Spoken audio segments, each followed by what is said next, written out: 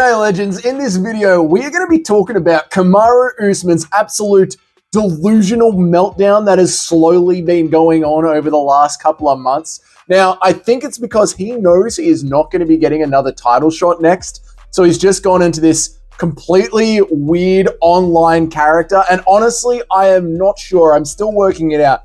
Is he the world's greatest troll or MMA's biggest troll? Or is he actually just losing it and completely delusional? I don't know. Like, if he's trolling, he's just trying to keep attention on his podcast because he knows that's his only form of success from now on, and Henry Cejudo can't carry that thing on his own. There is so much to catch up on here with Kamaru Usman.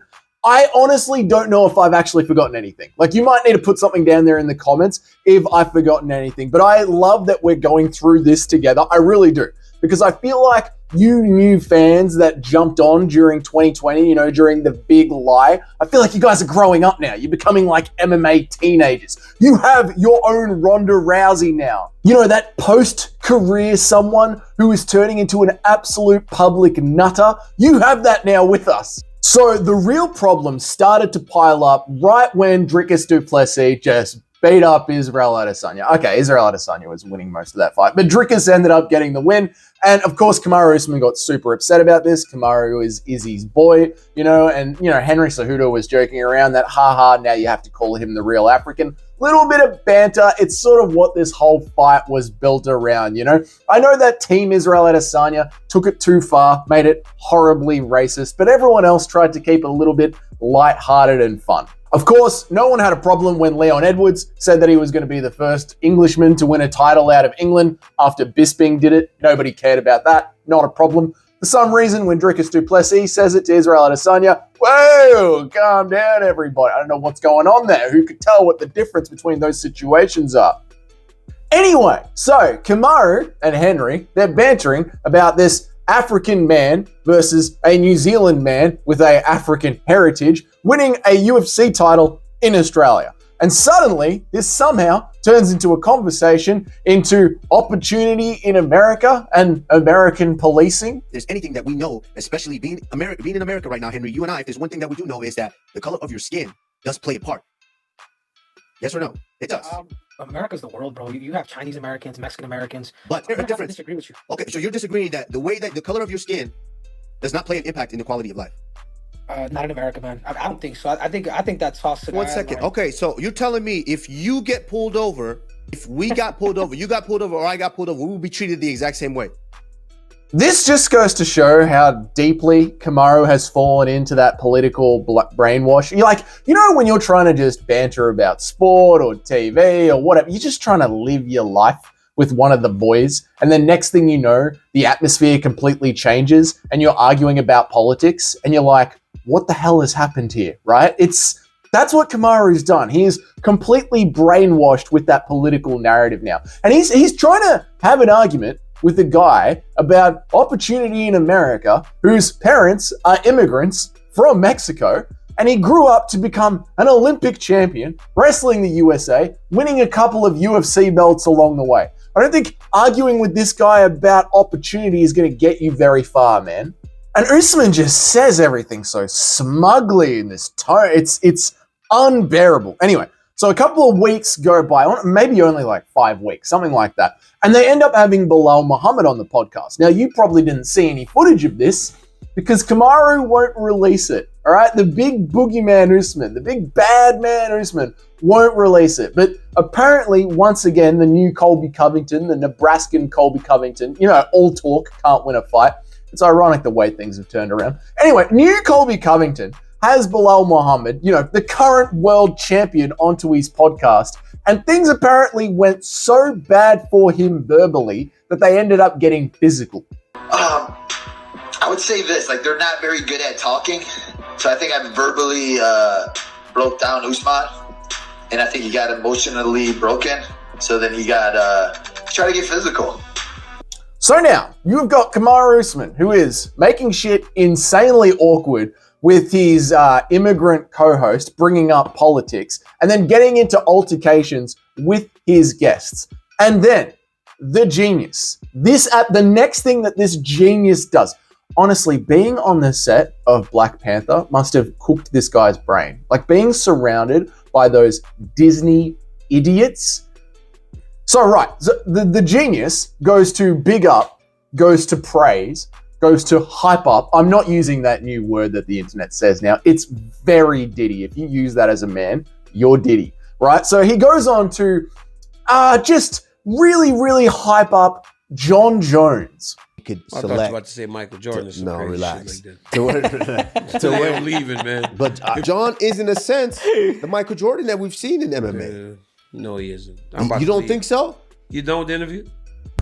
To Daniel Cormier. Now, I'm not trying to talk down to you. I'm just giving a little bit of context. To the post-2020 fans, to the fans that joined us in the big lie, the level of hate that DC has for John Jones cannot be understated. Please go back and watch all the build up to their fight, right? DC should be in your top 5 GOATs of all time. He should be. Imagine DC's career. Just picture DC's career if John Jones didn't exist. And the reason I say this is because people never, ever mention this. The second fight with John Jones, DC versus John Jones 2, was overturned. It is technically a no contest. John Jones was cheating that hard. Seriously. So imagine, right? You've got John Jones, who has been pegged for... you got John Jones, who's been pegged for doing steroids. I'm sure that's not the only way. Stop, Doug. Stop. Anyway, you got John Jones, who's been caught using steroids, hidden under a training room octagon mat, under an octagon, hidden from the drug testers, beaten up, had physical altercations with drug testers. The levels to which John Jones has cheated and sat atop DC's career, it really cannot be stated enough.